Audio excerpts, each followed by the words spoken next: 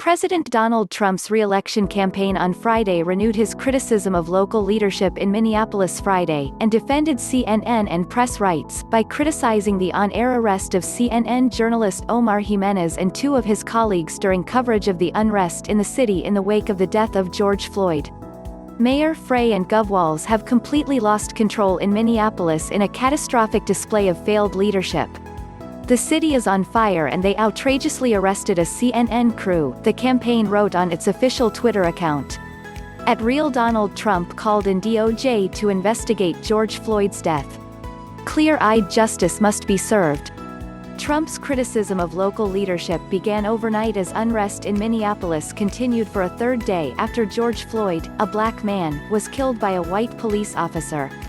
The officer and three colleagues were fired, but none have been charged with a crime, leading to violent protests in Minneapolis.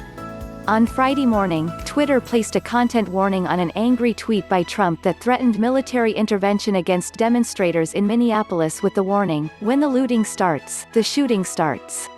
The social media company cited its rules about glorifying violence. Also read, CNN reporter and camera crew arrested by Minneapolis police while covering protests, video.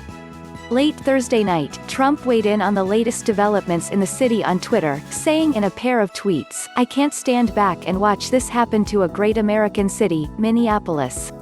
A total lack of leadership. Either the very weak radical left mayor, Jacob Frey, get his act together and bring the city under control, or I will send in the National Guard and get the job done right. These thugs are dishonoring the memory of George Floyd, and I won't let that happen. Just spoke to Governor Tim Walz and told him that the military is with him all the way. Any difficulty and we will assume control, but when the looting starts, the shooting starts. Thank you."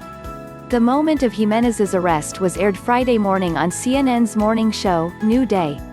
As CNN noted in its own write-up of the situation, the camera, which was also taken by police, continued to roll as they were all handcuffed.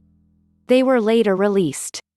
The Minnesota State Patrol released a statement later Friday morning via Twitter, writing, "In the course of clearing the streets and restoring order at Lake Street and Snelling Avenue, 4 people were arrested by State Patrol troopers, including 3 members of a CNN crew.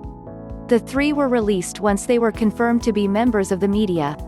That statement was widely disputed since the crew were broadcasting live as they identified themselves as journalists to the troopers. From Yahoo!